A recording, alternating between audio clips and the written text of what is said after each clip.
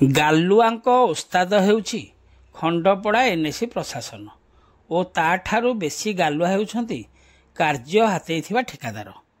ଖବର ପ୍ରସାରଣ ପରେ ପୁଣି ଆରମ୍ଭ ହେଲା କଂସେଇଖାନା ନିର୍ମାଣ କାର୍ଯ୍ୟ। ଦର୍ଶକ ବନ୍ଧୁ, ଏହି ଦୃଶ୍ୟଟିକୁ ଟିକେ ଭଲ କରି ଦେଖନ୍ତୁ। ଏହି ଦୃଶ୍ୟଟି ହେଉଛି ଖଣ୍ଡପଡ଼ା ମୁଖ୍ୟ ବାଇପାସ୍ ରାସ୍ତା କଡ଼ରେ ଏନ୍ଏସି ପକ୍ଷରୁ ନିର୍ମାଣ କରାଯାଉଥିବା କଂସେଇଖାନାର ଦୃଶ୍ୟ, ଯାହାକି ଗତ ବର୍ଷ ଫେବୃଆରୀ ମାସରୁ ଆରମ୍ଭ ହୋଇଥିଲେ ମଧ୍ୟ ଆଜି ପର୍ଯ୍ୟନ୍ତ ସରିପାରୁନାହିଁ। ଏଥି ନିମନ୍ତେ 19 ଲକ୍ଷ ଟଙ୍କା ଅର୍ଥରାଶି ମଞ୍ଜୁର ଥିବାବେଳେ ଏଠାରେ ଗୋଟିଏ ସ୍ଥାନରେ ସମସ୍ତ ଆମିଷ ଜିନିଷ ବିକ୍ରି କରାଯିବା ନେଇ ସୁବିଧା କରାଯାଉଛି। ମାତ୍ର 1 ବର୍ଷ ପରେ ମଧ୍ୟ ଏହି କଂସେଇଖାନାର ନିର୍ମାଣ କାର୍ଯ୍ୟ ଅଧପନ୍ତରିଆ ଭାବେ ପଡ଼ି ରହିଥିଲା, ଯାହାର ଏକ ଖବର ଗତକାଲି ପ୍ରସାରଣ କରାଯାଇଥିଲା ଏବଂ ଆଜି ତାର ପ୍ରଭାବରେ ପୁଣି ଲୋକ ଦେଖାଣିଆ କାର୍ଯ୍ୟ ଠିକାଦାର ପକ୍ଷରୁ ଆରମ୍ଭ କରାଯାଇଛି।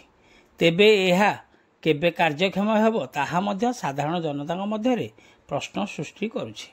ଦେଖିବାକୁ ଗଲେ ସହରରେ ଏହିଭଳି ବହୁଗୁଡ଼ିଏ ପ୍ରୋଜେକ୍ଟ ଏନ୍ଏସି ପକ୍ଷରୁ ଆରମ୍ଭ କରାଯାଇଥିଲେ ମଧ୍ୟ ଅନେକ କାର୍ଯ୍ୟ ଏବେ ସୁଦ୍ଧା ଅଧପନ୍ତରିଆ ଭାବେ ପଡ଼ି ରହିଥିବା ଦେଖିବାକୁ ମିଳିଛି। ଏଥିରୁ ସ୍ପଷ୍ଟ ଜଣାପଡ଼ୁଛି ଯେ ଖଣ୍ଡପଡ଼ା ଏନ୍ଏସି ପ୍ରଶାସନ କେତେ ପାରିବାର। ଅନ୍ୟ ପକ୍ଷରେ ଦେଖିବାକୁ ଗଲେ ଏନ୍ଏସି ପକ୍ଷରୁ ଯେଉଁ ସବୁ କାର୍ଯ୍ୟ ଆରମ୍ଭ କରାଯାଇଛି ସେଗୁଡ଼ିକୁ ଯଥାଶୀଘ୍ର ଶେଷ କରିବା ପାଇଁ ସହରର ବୁଦ୍ଧିଜୀବୀମାନେ ମତବ୍ୟକ୍ତ କରିଛନ୍ତି।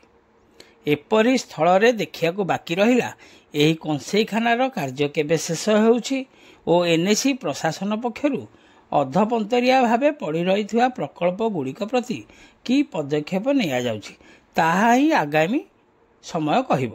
ଖଣ୍ଡପଡ଼ାରୁ ସନ୍ତୋଷ କୁମାର ସାହୁଙ୍କ ରିପୋର୍ଟ, ଖଣ୍ଡପଡ଼ା ଖବର।